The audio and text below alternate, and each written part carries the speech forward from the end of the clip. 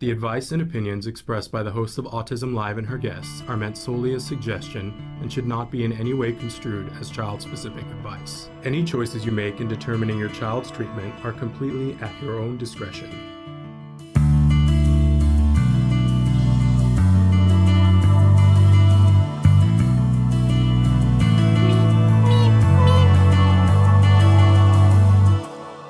Good morning and welcome to Autism Live. I'm Shannon Penrod. We're coming to you live from our studios in Woodland Hills, California. Thrilled to be here. It is, what is it? It's Wednesday. What's the date? I don't know. It's the 31st. It's the last day of May. Tomorrow starts June 1st. We've got a lot going on today and then a couple of interesting announcements about next week that I hope you'll find fun.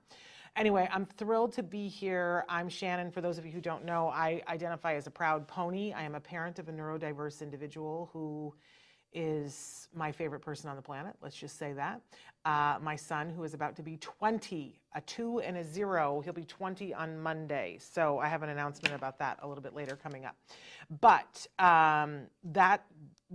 that's my main reason for being here, was that, you know, my life was clipping along in a certain direction. And obviously I knew people who had children that were on the spectrum. I did not know at that time a single adult who was on the autism spectrum that I was aware was on the spectrum. Right? And then my son was diagnosed with autism. And, you know, I truly do look at everything in my life as being before that moment and after that moment, because it changed and shaped who I was going to be for the next 20 years. Right? And I'm very proud of that, that I had to change and that I had to look at things in a different way to be able to meet my child in his world and to help him to be able to move throughout the world in a way that made him happy. That really was my focus. It continues to be my focus. And I made a deal a long time ago on my bedroom floor in the middle of the night and said, please help me, to the God of my understanding, please help me to help my child. Don't let me mess this up. Don't let me be that mom. I was so afraid of like really marfing this up. I said, please help me to know what to do. And if you show me what to do, I promise I'll do it. And I promise that I'll help whoever I can once you've helped me and my child.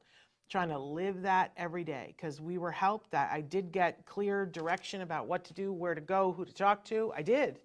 And trying to live that every day of paying back that karmic debt. That's who I am. That's where I am. And proud of that. Absolutely proud of that. And proud to be here. We're in our 13th year of presenting shows through Autism Live that help families to get to answers and new resources. We're now a part of the Autism Network, and everything that we do here, our goal is to provide information and inspiration. And people ask us, well, who's the show for? Is it for people who are on the spectrum? Is it for parents? Is it for professionals? We like to say that our show here is for that larger autism community, which starts with individuals who are on the autism spectrum, of course, because they are the beating heart of our community. They're our why, right? And so, of course, their voices need to be heard, and it needs to be for and about them, yeah? But then we also include everyone who loves those individuals. And I mean that purely. You know, if you love and care about somebody on the autism spectrum, then if you're a teacher, if you are a speech and language pathologist, which our first guest is going to be, if you are somebody who's working in the field of ABA, if you're somebody who is opposed to the field of ABA, if you're caring about people who are on the autism spectrum, we hope you'll be a part of the conversation. We hope that you will bring your knowledge and your questions to the table, because that's what we're all about. Everybody is different in this community. We are not all going to agree on anything, not a single thing, except that individuals on the spectrum have rights and that they deserve to have all of those rights the same as anybody else. I think that's the only thing we can agree on. Then everything after that is not one size fits all. And that's okay. That's why it's called a spectrum, because it's a big, beautiful rainbow of people that are coming together every day more and more. And I always say, si se puede, we hold hands, we can do it. Okay, so we've got some amazing guests that are coming up today. We're gonna have Lenora Edwards is gonna be with us. She's a speech and language pathologist who's got a speech answer for you that's an affordable online speech and language program that I think is going to be talk about access, going to be very exciting for you guys. In fact, everything today is about access, really. And then we've got two amazing people that are going to be with us. We've got Karla Pretorius, and then I'm going to slaughter Herman's last name. Lintvelt, I think is how we're going to pronounce that. They are coming to us from Augmental Technologies, and they have a new online program that I think all of our heads are going to explode. I hope mine explodes with yours. Okay, so we're live right now on Facebook, YouTube, Twitter, a bunch of different things. We hope that you will be writing into the show and ask questions and comment. I'm watching the chat right now, so if you're watching, say hey. You can comment right in Facebook, YouTube, and Twitter, and it'll show up right here on my screen, and that way you and I can have a conversation, but better than that, you can have a conversation with the experts that are going to be on the show. How cool is that?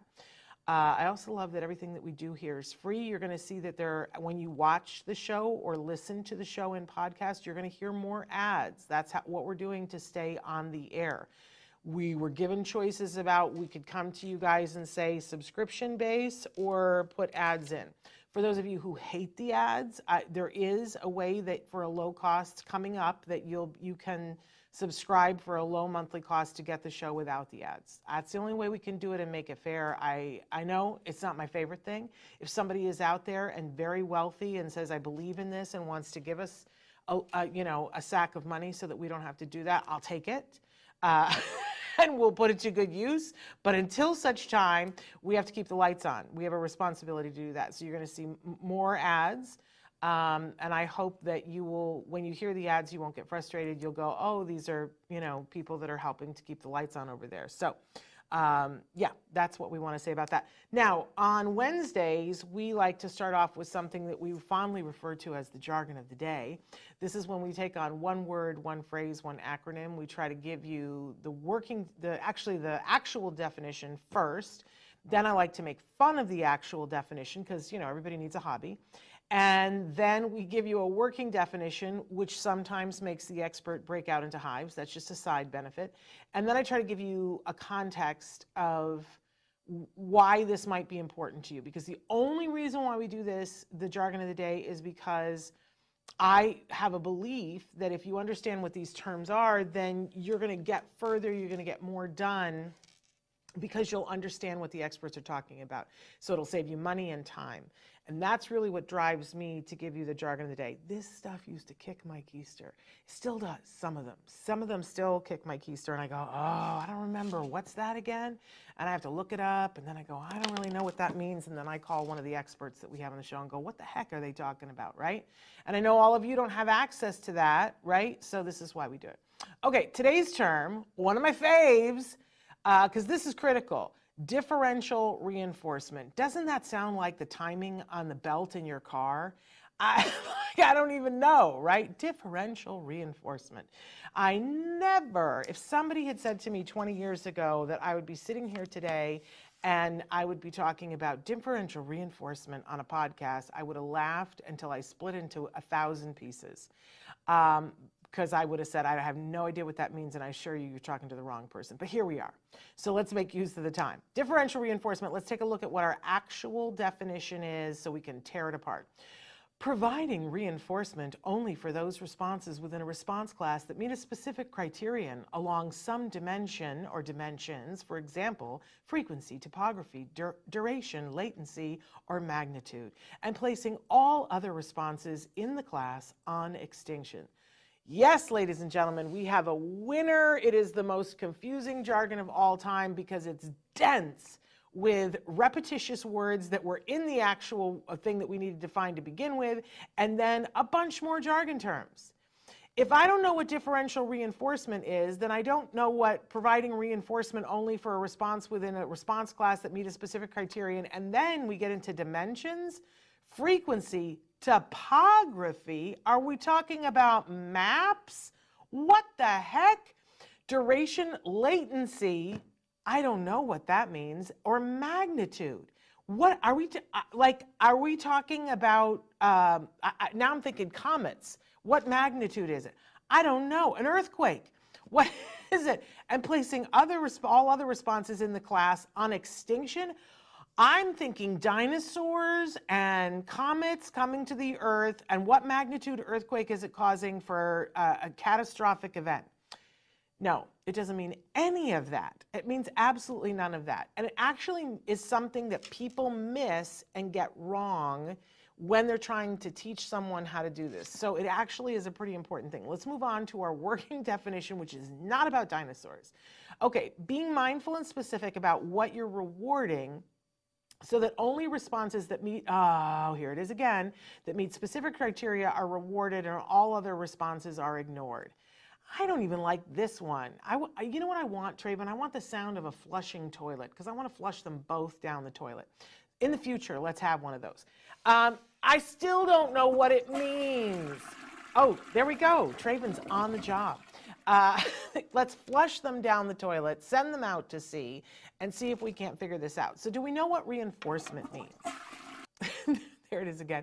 Reinforcement, thank you, Traven. Reinforcement is when you get something. Reinforcement is a paycheck. Reinforcement is you got a prize. We went to a restaurant last night. I don't even know what they call that. It was a sushi restaurant where the stuff comes by on the conveyor belt. And you can pick things that you want and choose from it, or you can order off the menu and it comes by on another conveyor belt. It was hilarious. But you know, once you eat the things off of the little plate, then you take the plate and you stick it in this slot where it goes to be cleaned. And if you stick a certain number of plates in there, you get a prize. And it's like the restaurant is like, eat more and we'll give you a prize. That's reinforcement. So we get a prize for eating and sticking our plate in the little slot. That's reinforcement. When you go to work and you get a paycheck, that's reinforcement. When you do something and your wife says, honey, that's awesome, you did such a good job. That's reinforcement, right? It's whatever, it's a paycheck to you. It could be praise, it could be a prize, it could be getting access to something. So reinforcement is some sort of a reward, right? Very important. We all need this in life. We reward ourselves, other people reward us. Very important. Differential reinforcement says we're going to reward something and we're going to reward it in a certain way, right? And we're going to ignore everything else. And then we're going to move the goalpost over. And then, so we're going to make it a little bit harder to get the reinforcement. And once we're giving a reinforcement for that, we're not going to reinforce the thing we did before. The example I always like to give is that when my son was, I don't even want to tell the story because he gets mad when I tell the story. I'm going to tell a different story. But for instance, let's say that what the restaurant last night really wanted to teach us to do was to eat more food, right? But they were using differential reinforcement. So I think there were 5 of us at dinner, and if you stuck 20 plates in the thing, you got a prize ball, right? So differential reinforcement would be that for the first one, if we stuck 10 plates in, we got a reinforcer. And because maybe we're people who don't eat that much. So we stick 10 plates in and we get the prize ball for it because the restaurant is going, good, that's the behavior that I want to see. But they don't want to continue to give prizes for every 10 plates. So maybe the first one we get 10 until we're able to do that on a regular basis. Then they're going to put it to 15. Then they're going to put it to 20, right? And you can do this in your life with something that you're doing for yourself or something that you're helping somebody else to do. So if, for instance, we're doing potty training, that in the beginning, we're going to reinforce every single time that they go to the bathroom, right? But then later on, it might be that we're going to do the reinforcer after they go to the bathroom and they appropriately wash their hands. And that's when we're going to give the praise. So we just keep moving the goalposts over. We do this with speech all the time, too. So in the beginning, if we're rewarding a child and we're going to reward an approximation. So if we're trying to get them to say cookie, we're like, say cookie, and they go, bleh, bleh. And we go, good job, because I want you to get to a reinforcer and I want you to know a sound is good. Now I'm going to shape that up, right? And I'm going to say k, k, k, and they say, k. Yes, you get a piece of the cookie, right? But eventually, I'm not going to reinforce the. I'm going to reinforce k, and then I'm going to reinforce cookie, right? And so until I get to the point, and then I'm going to say more cookie, and then I'm going to say more cookie, please. And each time I'm going to move that goalpost over so that I only give the reinforcer when you give me a little bit more. Moving the goalposts. It's a really effective way of helping someone to be motivated through a process where you shape something up. So there's differential reinforcement. Meseret, good morning. She says, they say, hi Shannon, thank you for discussing your journey at the beginning. I was touched and encouraged. I just came home going over my 8-year-old's assessment. I was very sad, wondering where to start. I'm so glad you're here. Because I got to tell you, there's all kinds of things that you can do, and it's going to be okay. Your 8-year-old is okay, and you're okay, but there's progress to be had, and that's, hold on, right? We can all get there together. I'm glad you're here. Feel free to write in any questions as we go through. Okay, I quickly have to get to the news because we've got so many guests today. It's a full show. So we're trying to squeeze in news on Wednesdays now. So this is part of our summer schedule. Big news came out yesterday, very controversial. Lots of people talking about Sia, the singer, has come forward and said that she now has been officially diagnosed as being on the spectrum. This comes after a firestorm of controversy 2 years ago when she put out the movie Magic. In it, there was a character that was on the autism spectrum, and this was a young dancer that she had worked with. It was not an actress who was on the spectrum. She had been working on this film for years, and she had had this young actress in one of her music videos and said, I really want to make this film, and you need to be a little bit older, and waited until she was a little bit older and did the film. People were upset for various and sundry reasons. They were upset with the fact that she didn't hold auditions for people that were on the spectrum. They were upset with the depiction of autism. They felt that it was inauthentic, and they were really upset with the fact that there were scenes with restraint in them. I have to say that, you know, it's never fun if the autism community is unhappy with you. And she felt the full wrath of the autism community. She was not her highest self in some of the ways that she responded, and that made it worse. So we have to say that. That she became very defensive and said some things that I know she apologized for later on and feels really badly about. I'm not going to reiterate what they were, but they weren't, it wasn't her highest self, wasn't what you want to see on a best day for anybody. But now she has been fully diagnosed, and it is the early days for her. So one of the quotes that is out in the press right now is she says, for 45 years, I was like, I've got to put on my human suit on. And only the last 2 years, I've become fully myself. She says that she was practicing something that is well known in the autism community as masking, where she was, you know, leaving the house and saying, okay, I have to be someone other than who I am to be able to be successful. I am very happy for Sia that she has gotten some answers for herself.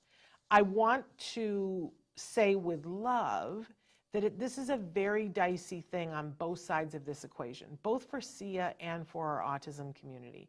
I think that we need to be supportive of the fact that she is going through a process and figuring something out.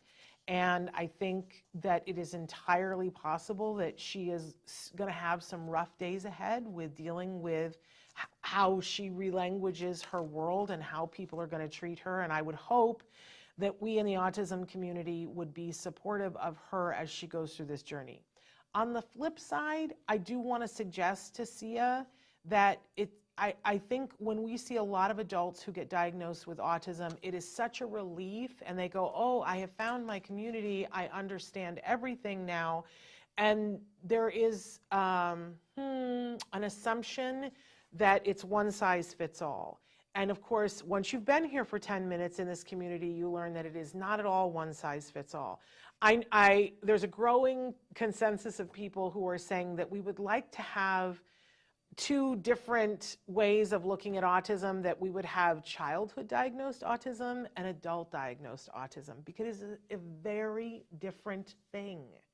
And that it will be easier if people who are adult diagnosed can say, I'm adult diagnosed because it suggests certain challenges that are different from the challenges of childhood diagnosed. So I loved when Wentworth Miller was diagnosed a couple of years ago. He came forward, said, I've been diagnosed, and now I am going to sit and listen before I say too much, because I don't really know enough. And, you know, sadly, we haven't heard anything from Wentworth, but I appreciate that he said, before I spout off, I'm going to be here for a minute and see what there is to know here. But that he proudly claimed his status as a person who had been diagnosed. Just saying, we wish Sia the best. We want to support her, and I want to encourage her to be looking at things that, you know, so she has the diagnosis. She is one person. Please don't think that it's that everybody has gone through exactly what you've gone through. It's a very different thing. Also, very quickly, want to say that there is an article that's out in Medical Express that says, the title of it is Novel Approach Significantly Improves Access, Decreases Wait Times for Autism Screening. Basically, what the Boston University of Medicine has done was look at a problem and say, this isn't working. We are having, if we say that early intervention is key, then why aren't we doing something about these long wait lists for kids to being diagnosed? And what they did was they took a group of pediatricians and said, we will give you an extra training so that you will be able to have a mini fellowship training 6 hours per week for 1 year to become developmentally trained primary care clinician. And they said, if we do this, if we put them through 6 hours per 1 week and give them the special designation, will we be able to get children diagnosed accurately quicker? And they found that overwhelmingly they could, that normal times that people have to wait in order to get a diagnosis are 36 to 63 months. It just makes me want to light my hair on fire, you guys. And that after doing this, a total of 70 patients were seen in an average of 29.5 months, which is still too freaking long, but at least it's better than 63 months. That the average days to initial developmental assessment went from 135 days to 67.9. There were 43 of the 70 that required further evaluation by a developmental behavior pediatrician. And then that was quicker, that took 120.4 days instead of 290 days. So there we go. It's a step in the right direction. It's not enough, kids. It's not enough, but at least at least they're looking at the problem. This makes me happy, because we need to be looking at problems and coming up with solutions. Hey, I'm saying good morning to Liliana. Who else is in the house? Write in if you're there. All right, we got to get to our first guest because time is ticking. Our first guest is Lenora Edwards. She is a board-certified speech and language therapist, and she is part of betterspeech.com, which is an affordable online speech therapy via a website. We're going to ask her to tell us much more about that. Lenora, are you with us? I am with you. I absolutely loved the last number of minutes that you were talking. You had such amazing insights. So thank you for sharing that with your community. It's a difference that makes all the difference. Thank you. So Lenora, tell us, because speech is another thing that we know it's going to be an important component for anyone who has a diagnosis of autism, because there is always, even when we're looking at the different types of autism, there is always a speech component to it. So this is an important area that needs to be looked at. I think sometimes it's greatly overlooked because a lot of schools will provide just enough speech and language that everybody goes, oh, well, that must be all that I need. But you've got a pretty interesting solution. So talk to us a little bit about who you are and what betterspeech.com is. Absolutely. So at Better Speech, we are over 150 speech therapists across the world, and we're also international based. And the reason it works so well is because we are completely online, and we're able to provide online therapy services in every state. So, for example, I live in the state of Pennsylvania, one state, but I am licensed in 4 states. And that allows us to reach more people. And that's a great thing. Speech therapy services are completely needed right now. And there is a shortage.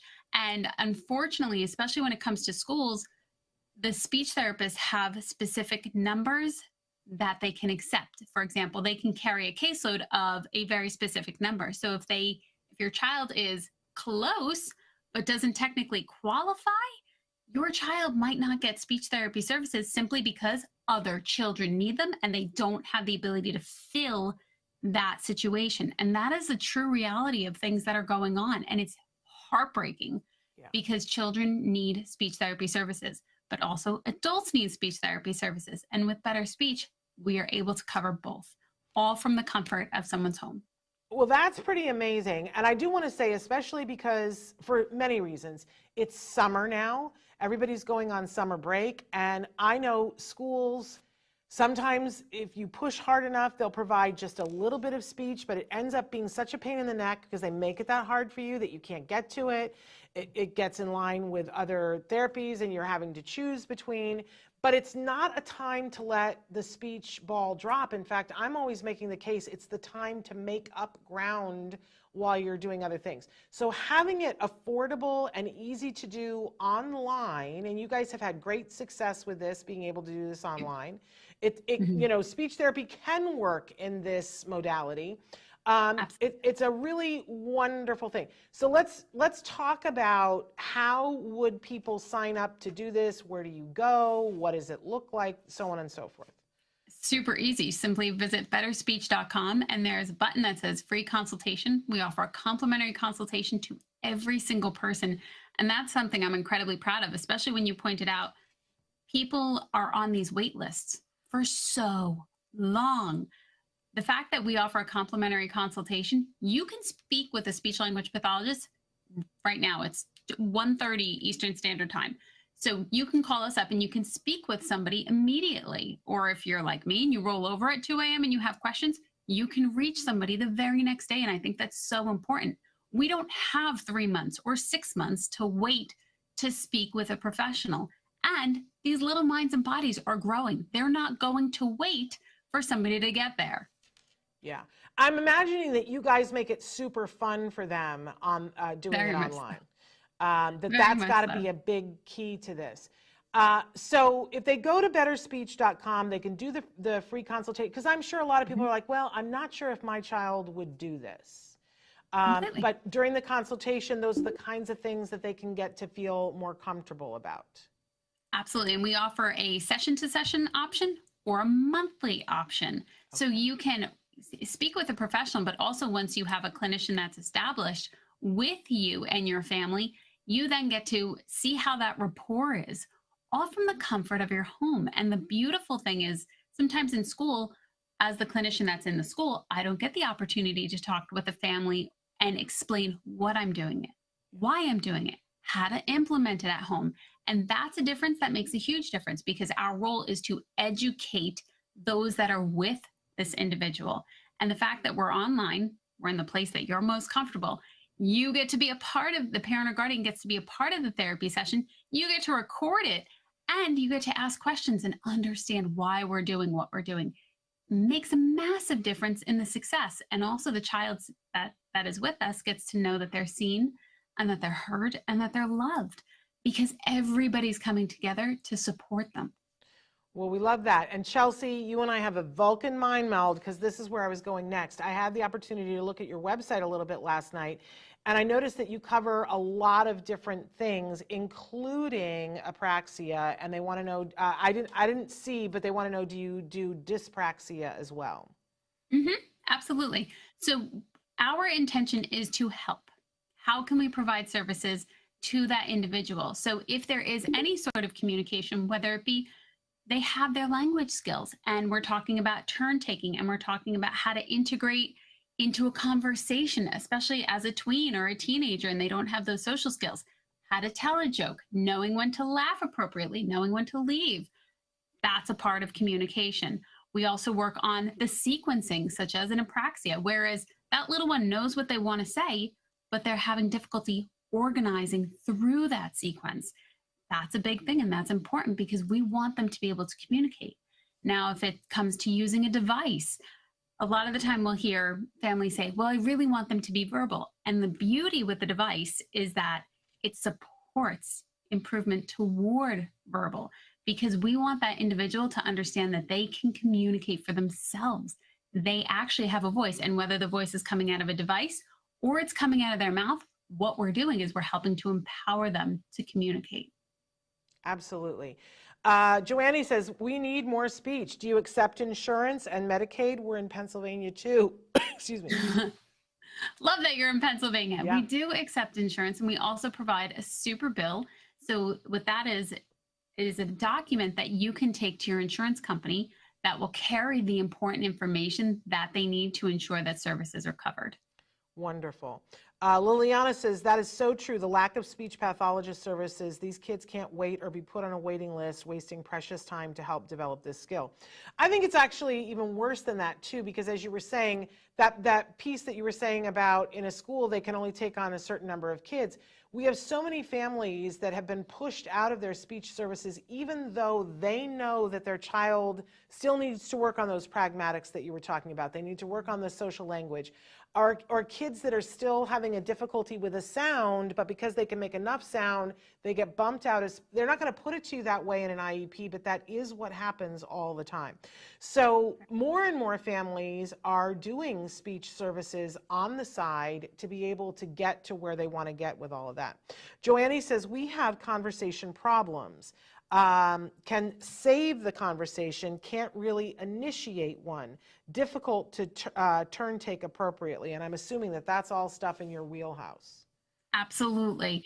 And we're seeing this with children who are specifically diagnosed neurodiversely. And we're seeing this also with typical developing children, but because of COVID, they missed all of this pragmatic information. They missed all of this language. So the need for speech therapy services was on the rise, and it's continuing right up on that way, because it really just became such a different world when COVID occurred. Okay, so the first step is to go to betterspeech.com and to apply for a consultation, during which you'll get apply for sessions right there. I'm sorry? You can apply for sessions right there too. Okay, Joanne says, sign me up. Hold on a second, Joanne. I think there's more information. And then once you are signed up, am I right? I know there was discussion about that we were going to have a code that they should use to say that they heard about it from Autism Live, or is that not a thing? We can absolutely make sure, just have them type that into the comments, and I will do our very best just to confirm with my team. Okay, so make sure that you guys say that you're with Autism Live, that you saw it on Autism Live when you apply for the consultation. I believe it'll be in the partnership component of the show notes. The partnership, so go there and put it there, you guys. Okay, so and then you can sign up for one session, 2 sessions, or you can sign up for monthly. How often do you guys give a prescription at that point and say, we would like to do this much time per week, or what do you do? Absolutely. So when I work with a client, I make a recommendation based off of the visit frequency and how much time I should work with them. So it might be 1 time a week for 30 minutes, or 1 time a week for 60 minutes, or 2 times a week for 30. So we do make a recommendation. It does not have to be followed as in this is gospel. It's recommended. You have the decision on what you would like to do from there. Okay. And it doesn't matter what state you're going to be partnered with somebody who's licensed in your state, which that's pretty amazing. I think it's such a great idea. How long have you guys been doing this? Well over 10 years, since long before the pandemic too. So we've been very comfortable with online, and we have an amazing platform where we use games to keep little ones engaged. And we'll hear, you can do it with a 3-year-old online? Absolutely. Amazing. Well, I wish that I had known to be talking about that during the pandemic, but I do think that now is a key time. It's summer, y'all, and it is the time to be making up lost ground and to be, I think the truth is we've become so much more comfortable with some services and things being online. Now is the moment. So I hope you guys will visit betterspeech.com, get that free consultation. Is there anything else we need to let them know, Lenora? As long as you go to betterspeech.com, you can click on that button and it'll offer you an option for consultation, and it'll offer you an option to initiate services, and you can get it started as early as the next day. And keep in mind, you guys, that there is no age limit on this, because if you've got a 3-year-old and you're like, I'm waiting for that diagnosis, I'm waiting for the services, you could start this today. So many of you have 14-year-olds that you're like, I can't find anybody who will work with my 14-year-old. Well, at betterspeech.com, they will. If you are someone who is 45 and you are struggling with any portion of speech, or just knowing what to say, when to say, you can do this. So pretty amazing. And as she said, they'll give you that super bill so that you can take that to your insurance company. Lenora, this is great. Thank you so much for having me. I really appreciate it. I appreciate you being here. So betterspeech.com, you guys, go and check that out, and then let us know if you loved your services with them, because I always love to hear back on that. All right, you take care. Stay well. Thank you so much. Thank you. Bye-bye. Bye. Our next guests, and I don't know if they're with us yet. I'm looking at Traven's face. I'm going to talk about them for a little bit here. And then hopefully they'll be here by the time that we're done. So we're going to be joined by Karla Pretorius. She's a registered counselor and has an MA in psychology. She's been working in the field of neurodiversity and mental well-being for nearly two decades, I was going to say years. She received a double honors degree in clinical psychology, a master's degree in research psychology, and is an accredited counselor. We got some experts for you all today. She was trained as an ABA therapist and case manager through CARD, the Center for Autism and Related Disorders, and is one of the 2 founders of a holistic support system, AIMS. She is also the Chief Clinical Officer of Augmental Technologies, where they have developed Tracto, a parent companion app for children with behavioral and emotional challenges.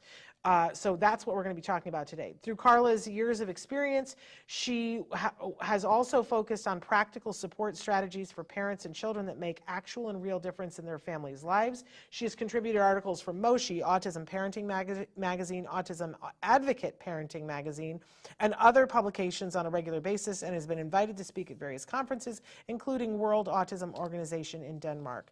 Karla's goal in life is to create affordable and sustainable options for parents and families with children with various abilities and help facilitate a calmer home environment. How much do we love that? She's going to be joined by Herman Lintvelt. Herman has 25 years of experience in creating software products and growing production software teams.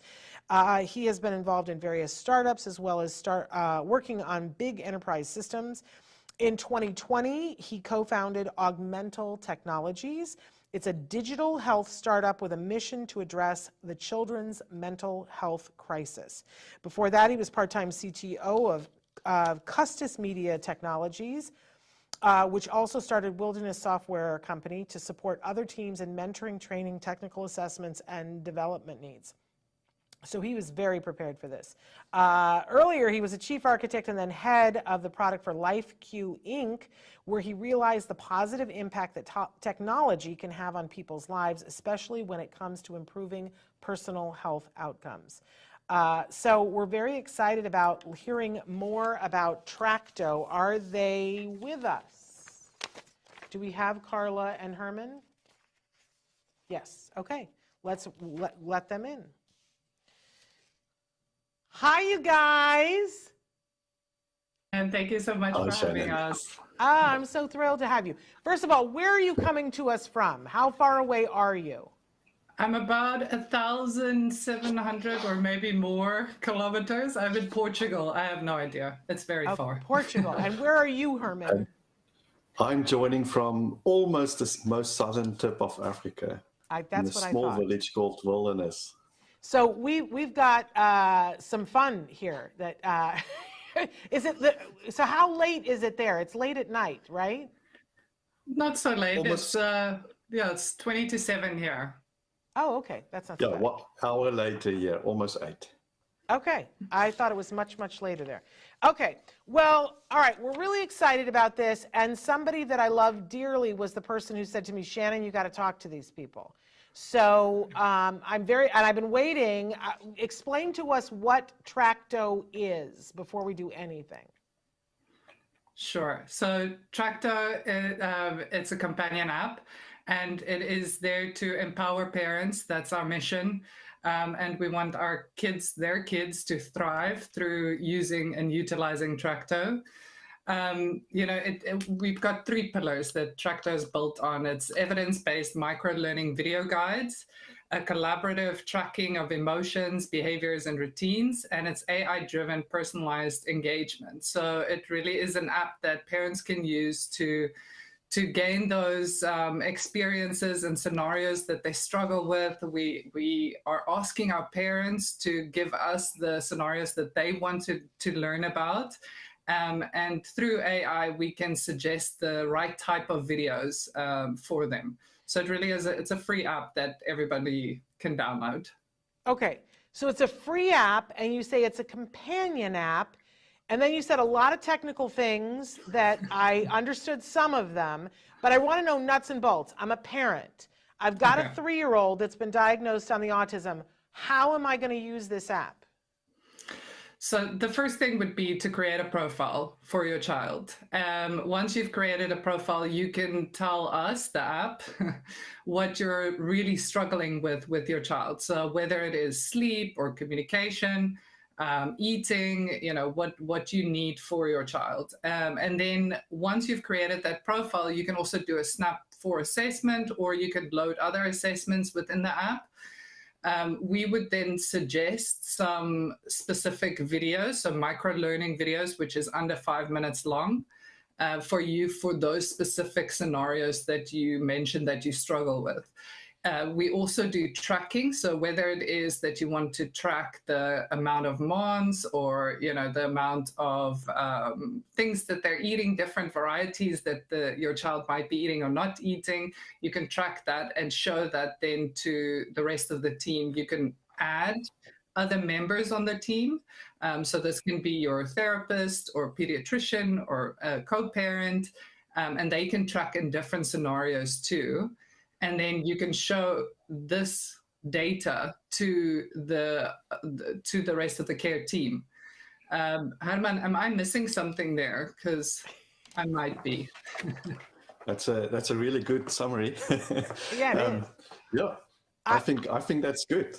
And I love it because, we were just talking about the fact that there's this long wait for people to get services, and people aren't getting enough services, and there's so much need to support parents. And I love the fact that, so if I'm walking down the street with my 3-year-old, and my 3-year-old keeps pulling and wanting to run away into traffic, and I'm thinking to myself, gosh, I wish that I had an expert on call that could tell me what to do about this. I can whip out my phone, and on my free Tracto app, I can put in and describe what's happening, that my child wants to run away from me, and that you're going to show me videos that can help me to understand how I might want to intervene and be successful. It's evidence-based. You guys have done your research on this, experts, fantastic. But then on top of that, I can track things, that if somebody says, how often is your child tantruming, I could track it on the app. Yes, exactly. You've got it. You should be the spokesperson for us. Well, I always like to say, like if you explain it to me and if I can explain it back to you, then maybe I have it. Ex-teacher, So what can I do? The other part of it is also you can also add a journal entry. So if it's late at night and you just thought about something that you wanted to add and don't forget about, then you can definitely add that on a journal, and that could also be shown to the other people in the team, or you can find more specific advice for that scenario. So yeah. Okay, So now I want to step back for a second and talk about, and maybe Herman, you have the answer for this. Why did you guys decide this needed to happen? What was the itch here that needed to be scratched? Why was it like, why did you go, we need this? I think I know. I think there's actually different backstories there, depending on if you talk to Karla or myself or one of the other founders. My backstory, I'm also a parent to two beautiful children. They're now teenagers. But also when we were younger, we also realized pretty quick that, especially if you look like things that we struggled with, like anxiety, for example, really getting care and getting proper advice and knowing what steps to take and just being able to get that healthcare support is really, really difficult. And at that time, being involved with digital health, I just realized that with technology, we can actually do a lot with health. So I started talking to a lot of other parents and friends who had autistic kids and kids with ADHD, and we started talking to pediatricians and psychologists and so on, and just realized, but if you look at pediatric mental health, it's in the dark ages. Everything is paper-based, long waiting times, not enough healthcare providers out there really, and working inefficiently and in silos. And that's really where technology can play a role, is getting better information, getting information flowing between everybody involved in that child's care journey, because it's not just one person. Usually the parent is playing the role of the primary healthcare provider in the case of a child. That's what it boils down to, and the parents doesn't have the support for that. And we just started equipping them with better information, ability to share that information with everybody's working with their child, but then also in this process realized that there's a great opportunity to equip the parent to deal with a lot of situations at home. And that's really, I think, where our companion app, the companion part, is really shining, is being able to deliver that content to the parent while they're waiting for those appointments that might take very long, or while they, something's happening and it's going to be a while before they can see a healthcare provider. Then at least there's some answers already that I can work with and that can help them at home. Amazing. And so it should be said that this Tracto is available right now, and it's not just for kiddos on the spectrum, it's for parents, any parent. Is that correct? But clearly, yes, you have Karla, and Karla's an autism expert, so clearly you've taken autism into consideration, and it's a great resource for parents of children that have been, and teens that have been diagnosed with ASD, yes? Yes, so we definitely started off more focusing on kids on the spectrum and kids with ADHD, but we soon realized, and I'm pretty sure you're well aware of this, Shannon, is that a lot of parents would notice some behavioral or emotional challenge within their child, and they might not have a diagnosis yet. So we wanted to make it a little bit broader. So to include those kids and those parents and giving them the support, and the therapeutic modalities that we're using is definitely evidence-based. Like you said, it includes behavioral strategies, more so for the kids, and then also a lot of mindfulness and positive psychology for the parents, because I feel like parents are not taking enough care for themselves. They're not taking those 5 minutes a day for themselves.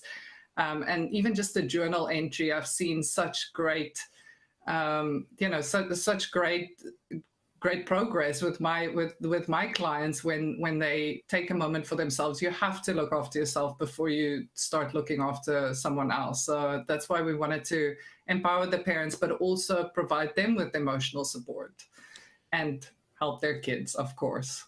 I love, because we talk about mindfulness a lot here, and I love the fact that there's the journal component.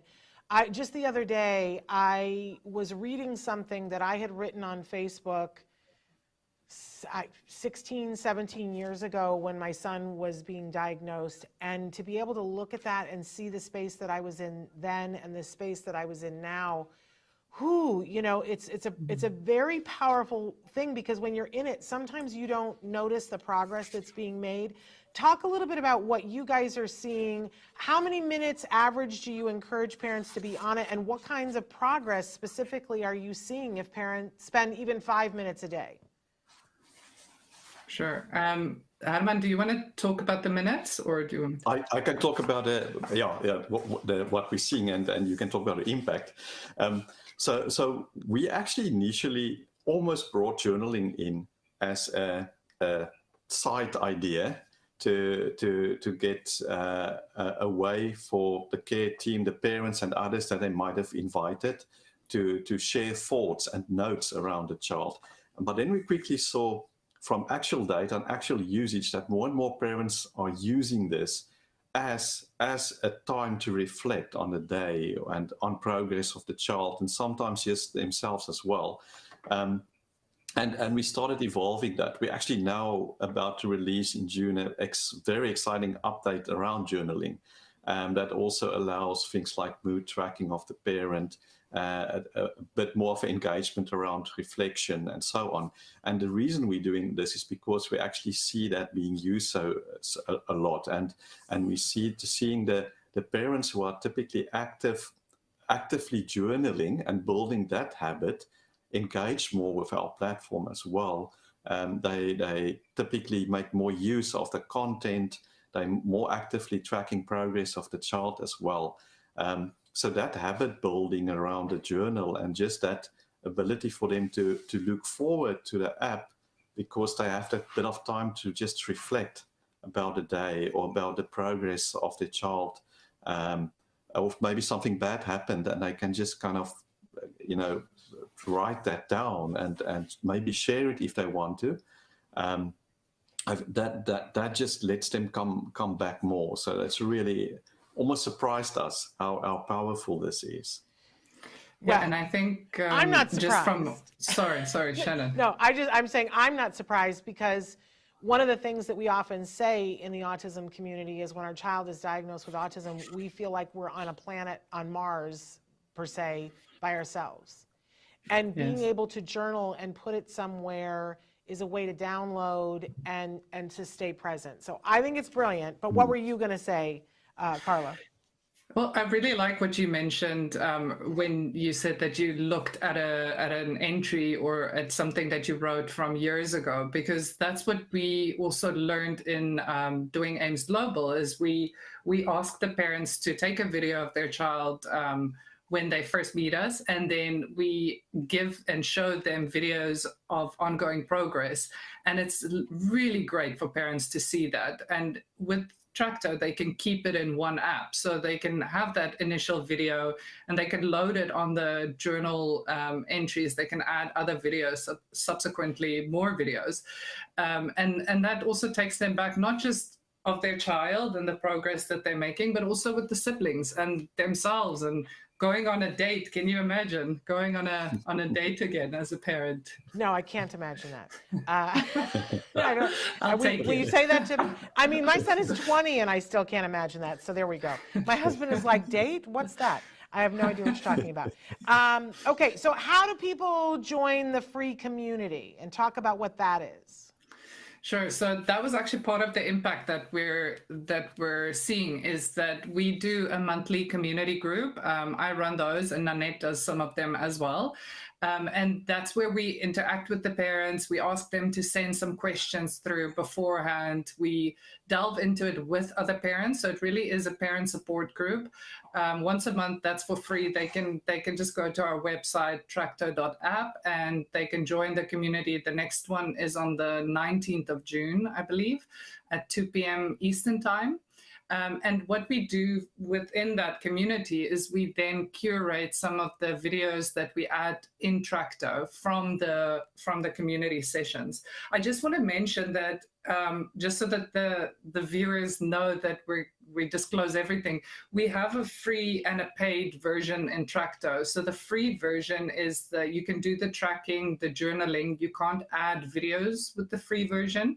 And you get 2 videos per month for free Herman, right? That's correct, yes. And yes, so the paid version is you get all the videos for free, and that's $4.99 per month, just $4.99 per month. So just to be completely transparent here. No, that was going to be my next question, because obviously you guys are doing all these great things. You can't do the whole thing for free.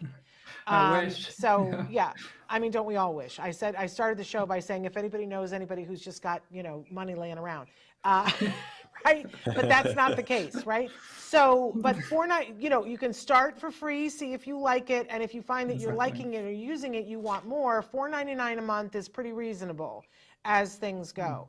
I super, super love that. I also want to say too that I am affiliated with the charity Autism Care Today, and they give grants to families for the things that families ask for, and they have given grants before to families for a year or two of something such as this that will actually help them. So if it is too much for you, $4.99 a month, I would suggest that you apply for a grant from Autism Care Today, because I think that would be a well-received request. Can't promise anything because I'm not on the grant committee right now, but I know in the past we have prioritized when somebody has found something that's like this at that level of a cost. It's a great expenditure for us because we know that they're going to get support and we can give more of them out. So, there's awesome. That. So I also want to invite viewers, if you really feel that you it's going to make that difference in impact in your life, but you can't afford that, reach out to us. Let's make a plan. There you go. Yeah. So when we go to look for it, I'm assuming that it's on all of the app platforms. You can get it Android or what's the other, Apple. Apple. iOS. Yeah, Apple, I never yes, can remember correct. that. I always think of other letters. iOS. Yes. So you can get it on either of those. And again, it is a free app to download it, but there is a paid portion if you want to have more access to more things on the app. It's amazing, you guys. I have to say, the lead up for it was great. The person who said, "Oh, you got to have them on. This is a thing we've been waiting for," Shannon. I always listen when she tells me things, and you didn't disappoint. Thank you, Shannon. And I just want to say thank you to all the parents out there, because you're the only constant for your kids. There are some rotating therapists and schools are going to change, but you're always there and you're doing all of this and watching all of this. And Shannon, you're doing this show for so many years now. So thank you to all the parents. You're the people that we want to serve. Well, thank you to you guys. I have to say that I love your title there, Herman, because it says that you are a health transformer. And I think that's the coolest title we've ever had on here. I want to know if you're like Bumblebee and if you can change into a car when you're not doing health. Is that what that means? But here's the thing I want to say. We've just gone through a couple of really rough years with the pandemic, and the services for individuals that are on the autism spectrum have taken a ginormous hit. And we're not even halfway out of that. And I constantly say that I hope that there are brighter minds working towards solutions to get us out of this position and to support parents and the individuals on the spectrum to get to the progress they deserve. I think you guys are in that category, those brighter minds who have been working on this. This is important stuff.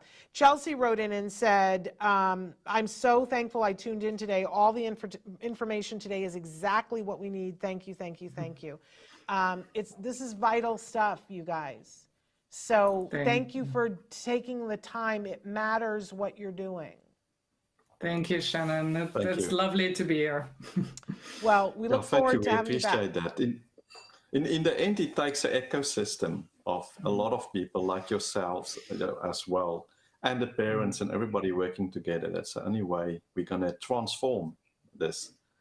Nice bringing that one in. Yeah, absolutely. All right. Well, thank you guys. We appreciate you taking the time to be with us. Have a pleasant evening. Bye. Bye-bye. Thanks. And enjoy your day. Cheers. Bye-bye. Bye-bye. Aren't they wonderful? So Tracto, you guys, check it out. I also want to shout out to Liliana, who said, Shannon, it's true that schools are exiting children out of related services like speech and language pathology. I advise parents to request additional support of speech with their insurance providers. Thank you for the information. Yeah, and try not to let the schools do that, you guys. I mean, fight back as much as possible to keep your services until you feel that your child is ready to be exited. Find more goals for them to work on, but when you can't, I love that, you know, both of the resources that we gave you today are ways that you can be doing things on your own. I really am trying to find things to empower you guys so that you don't have to wait on somebody else, that you can take and go, I'm the person in charge here, and I'm going to make something happen today. And I love that that's what we got to show you today in both sets of interviews. So amazing. Okay, so here is what is happening. I don't know what we're playing tomorrow. What are we playing tomorrow, Traven? I'm not going to be here for the next couple of days because my child is turning 20 on Monday. So here's the 411 on what I want you to know. I think we're doing a Stories from the Spectrum tomorrow. Is it Amy or is it Carrie? He's going to tell me in a minute.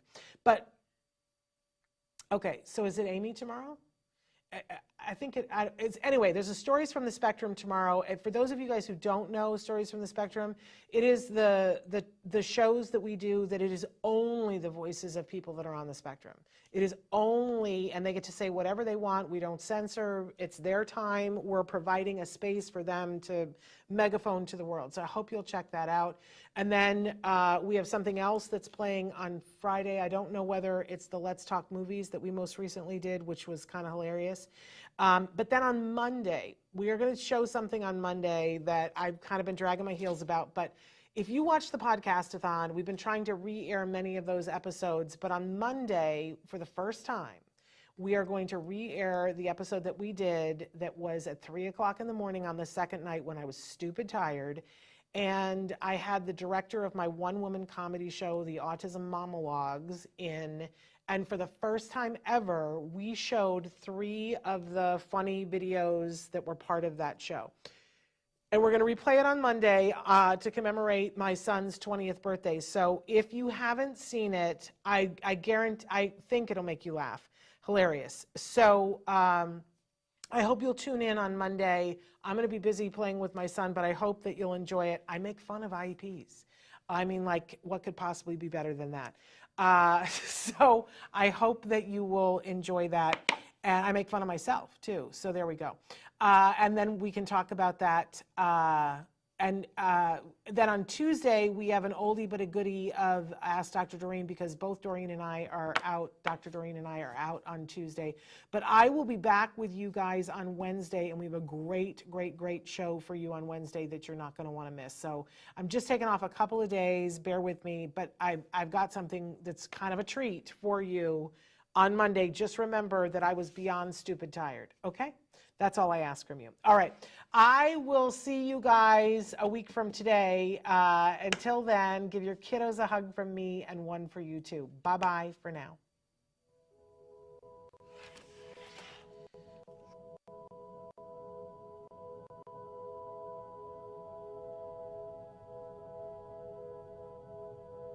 If you found anything helpful in this video, please give us a like. In fact, make sure that you smash that subscribe button on YouTube and give us a like on Facebook. You can also follow us on Twitter and on Instagram for important updates. And please download our free podcast wherever you get your podcasts. Thank you so much. See you next time.